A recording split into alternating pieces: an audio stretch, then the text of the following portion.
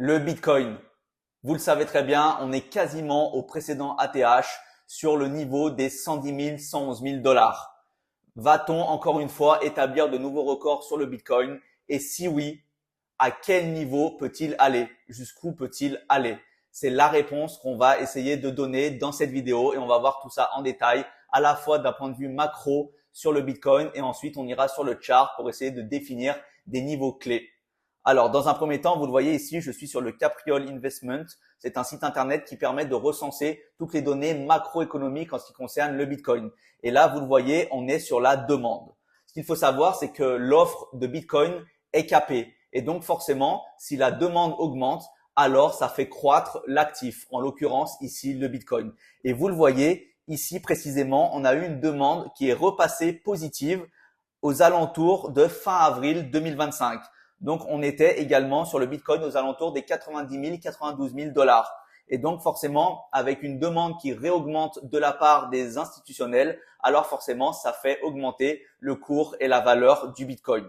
Ensuite, on a également ici les inflows qu'on a sur les ETF Bitcoin. Je vous le rappelle ici, mais en fait, les gros institutionnels, principalement américains, investissent sur le Bitcoin à travers des ETF. Et là, vous le voyez, on a des flows qui sont majeurs tous les jours et qui entrent sur le Bitcoin. C'est-à-dire que ces grosses institutions que sont Fidelity, BlackRock, Vanguard, etc. investissent massivement tous les jours sur le Bitcoin et achètent du Bitcoin à travers leurs ETF. Et vous le voyez par exemple sur la journée d'hier, la journée du 10 juin, ici, vous avez des flows qui sont positifs, notamment de la part de BlackRock, de Fidelity, de Bitwise, de Ark Invest ou bien de Invesco. Et là, vous le voyez, vous avez le total global. Donc, vous le voyez tous les jours, on a un flow massif, on a une entrée de capital massif sur le Bitcoin à travers les ETF. Et donc là, on voit bien qu'on a une demande qui augmente fortement. Pourquoi? C'est parce qu'en fait, les institutionnels ne veulent pas rater le train du Bitcoin et donc forcément veulent investir de manière massive sur cet actif au travers des différents ETF. Et là, vous le voyez, notamment si on compare du coup ici le flow en total, en cumulatif par rapport aux ETF spot Bitcoin. Si on compare par rapport à l'année dernière, du 1er avril 2024 au 1er avril 2025, vous le voyez ici, on était quasiment à 1500, 1700 en millions de dollars. Et là, vous le voyez, on a dépassé les 40 000. Donc, c'est absolument énorme. On voit qu'on a vraiment une demande qui est croissante en ce qui concerne les ETF Bitcoin. Et là, également, vous le voyez en flow cumulatif, également par rapport à avril 2024 jusqu'à avril 2025. Vous le voyez ici, on a vraiment tous les acteurs majeurs américains, tous les gros fonds d'investissement, comme par exemple ici Grayscale, Van Eck, Valkyrie, Fidelity ou BlackRock, qui augmentent fortement leur position sur les ETF Bitcoin. Et donc forcément, ça crée une demande qui est beaucoup plus élevée. Et donc forcément, de manière directe, on a le prix du Bitcoin qui augmente. Alors maintenant qu'on a vu ça et un petit topo, on va aller sur le Bitcoin directement. Donc là, vous le voyez, on est en daily. Et ce qui est intéressant à ce niveau-là, c'est qu'on est venu récupérer la liquidité à ce niveau-là. Donc dans un premier temps, on est venu breaker le précédent ATH qui était aux alentours des 109 000 dollars pour aller jusqu'à 112 000 dollars. Ensuite, ce qui était intéressant, c'est qu'on a potentiellement retracé un petit peu. Et ici, on avait une zone de liquidité où on est venu chercher à ce niveau-là. Je vais vous le noter ici. On est légèrement venu récupérer la liquidité aux alentours des 100 600 dollars pour ensuite repartir à la hausse. Donc là, vous le voyez en daily, on s'est également ensuite appuyé sur un niveau qui était clé. Regardez ici encore une fois la pertinence des analyses et des niveaux des retracements de Fibonacci. On s'est appuyé exactement sur les 61,8 de Fibo aux alentours des 100 500 dollars. Et là, vous le voyez, si en plus de ça, on avait également ici pas mal de fair value gap, donc un déséquilibre dans le prix. On a eu une forte hausse de cet actif. Je vais vous le noter. Eh bien, on est venu récupérer à la fois à l'intérieur de notre fair value gap, également avec de l'inducement.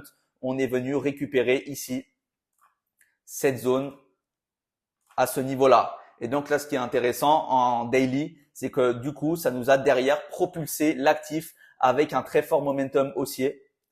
Ici, vous le voyez, où on est passé Vous le voyez ici, on a des bougies daily et on passe de 100 000 dollars à quasiment 110 000 dollars en ligne droite en l'espace du jeudi 5 juin jusqu'au 10 juin. Donc en 4-5 jours, on est passé de 100 000 dollars à 110 000 dollars. Et vous imaginez bien que, entre guillemets, la hausse n'est pas terminée.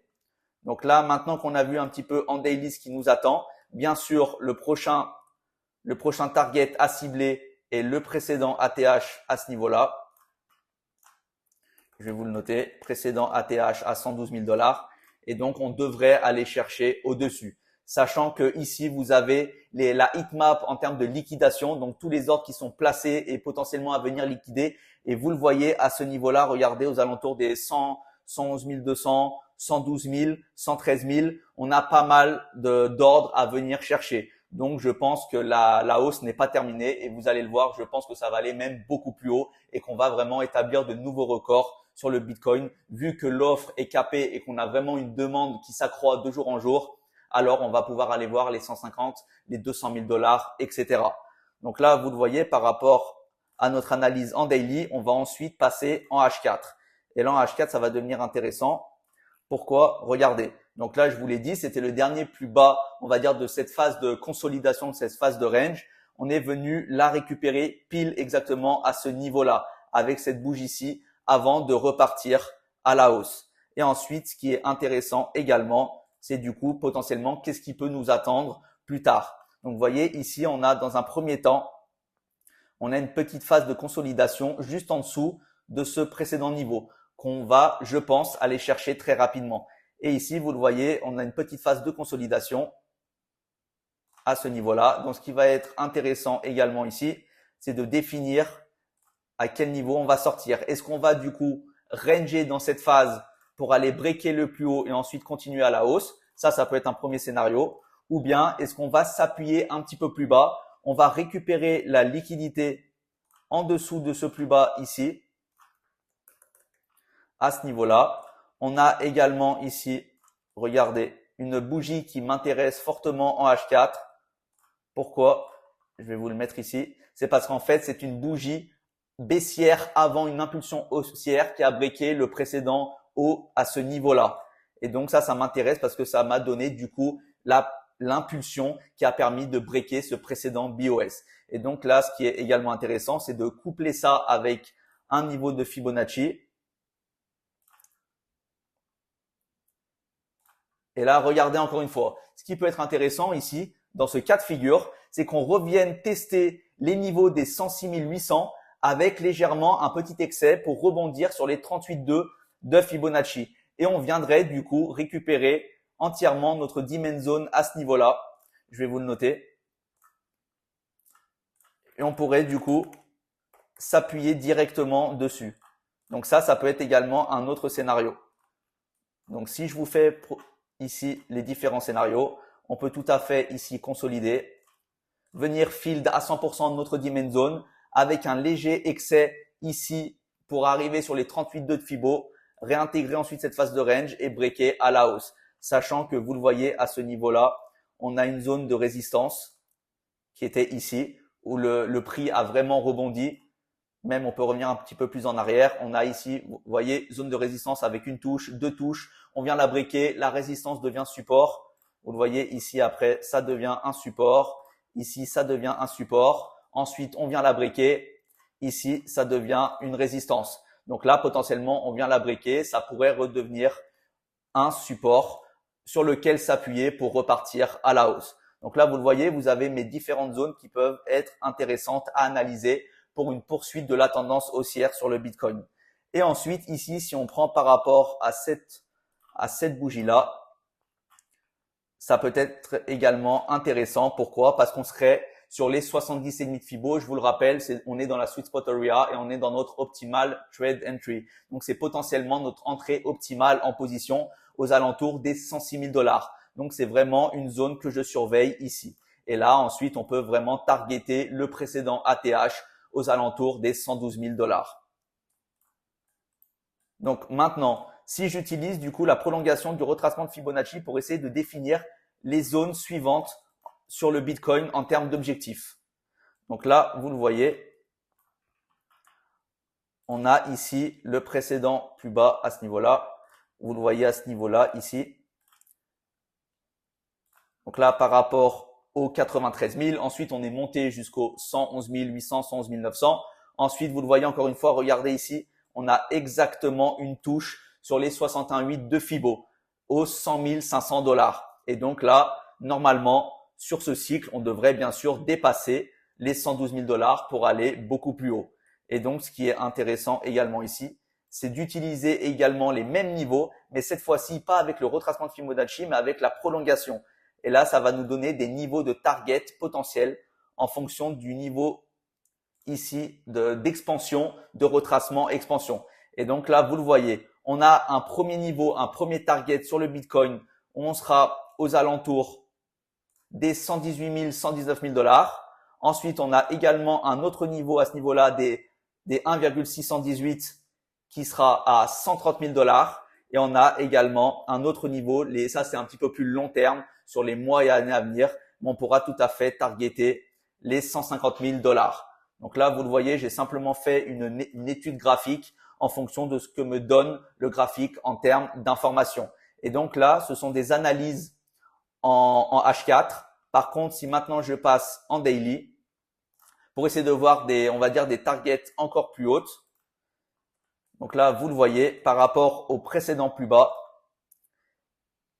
ici, on a bien fait une phase d'expansion des 49 000 dollars jusqu'aux 110 000 pour retracer à ce niveau-là. Et donc là, en long terme, en analyse de time frame daily, on a une première target à 135 000 dollars à ce niveau-là.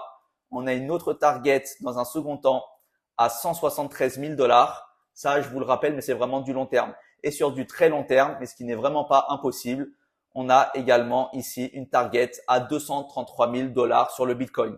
Et vu comment on a une demande qui croît, je m'attends vraiment à ce qu'on puisse atteindre ces différents niveaux sur le Bitcoin dans les mois et années à venir.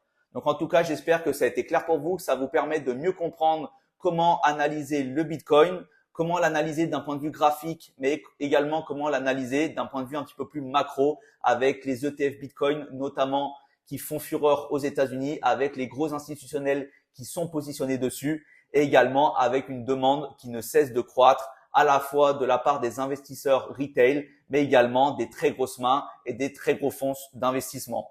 Donc en tout cas, n'hésitez pas à me dire si ça vous a plu, si ça vous a vraiment permis de mieux comprendre comment analyser le Bitcoin. Et n'hésitez pas à me dire également en commentaire les zones que vous surveillez sur le Bitcoin. Je serai content de pouvoir échanger avec vous et d'avoir votre vision du marché. En tout cas, merci à tous. Je vous souhaite une très bonne semaine de trading. On se retrouvera très bientôt pour une nouvelle vidéo.